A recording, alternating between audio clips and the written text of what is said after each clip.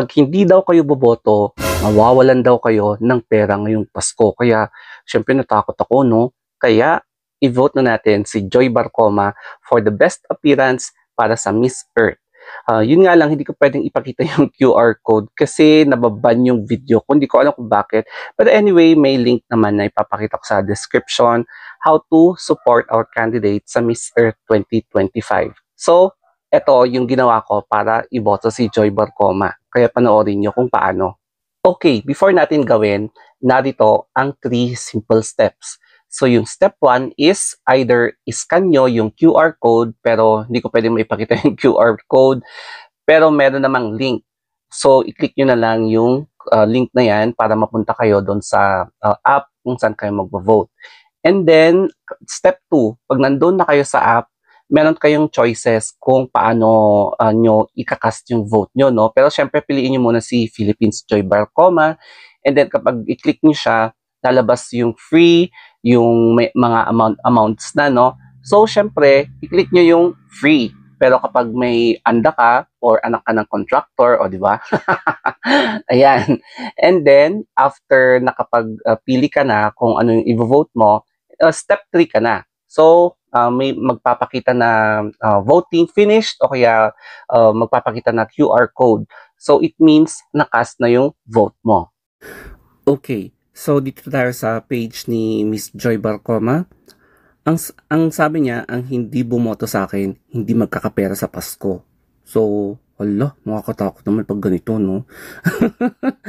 Anyway, i-cover ko yung QR code kasi may ibang app na ayaw sa may QR code. Pero anyway, at least dito tayo sa may link, i-click natin itong Miss Earth Voting.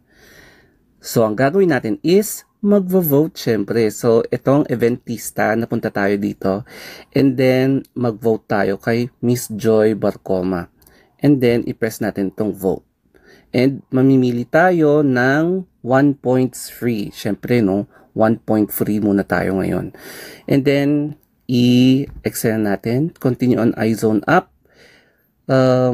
So, ang nangyari is, hindi ko alam kung na-count siya.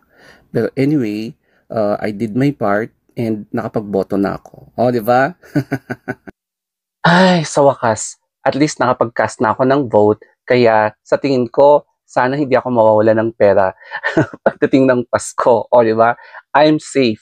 Kaya para maging safe din kayo at hindi mawala ng pera, ayan, let's also support Philippines for Miss Earth.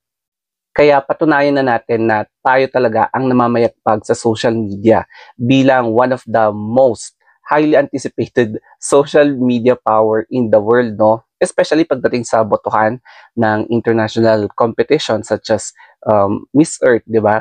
So, I think kapag nag-unite tayong lahat, mapapaangat din natin si Joy Barcoma representing the Philippines. Kaya naipakita ko sa inyo how to cast your own support for her sa Miss Earth na app.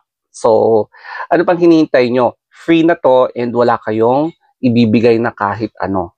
Kaya patunayan na natin na tayo talaga ang namamayagpag sa social media bilang one of the most highly anticipated social media power in the world, no? Especially pagdating sa botohan ng international competition such as Miss Earth, di ba?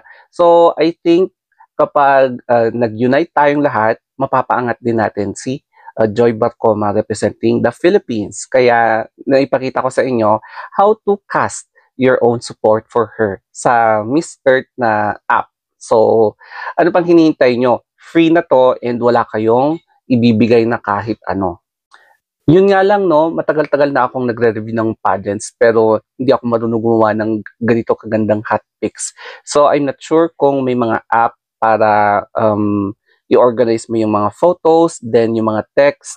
I-check ko na lang mag-research para mas maganda yung presentation ko sa mga hot picks ko. Di ba? And then, you can also suggest me kung ano yung mga pwede kong gamitin na apps para maganda rin yung presentation.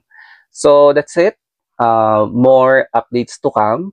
So, abangan nyo na lang yung mga next vlogs ko. And, syempre, mga personal vlogs ko. So, kahit na may sore throat ako, laban pa rin. Ingat guys. Bye-bye.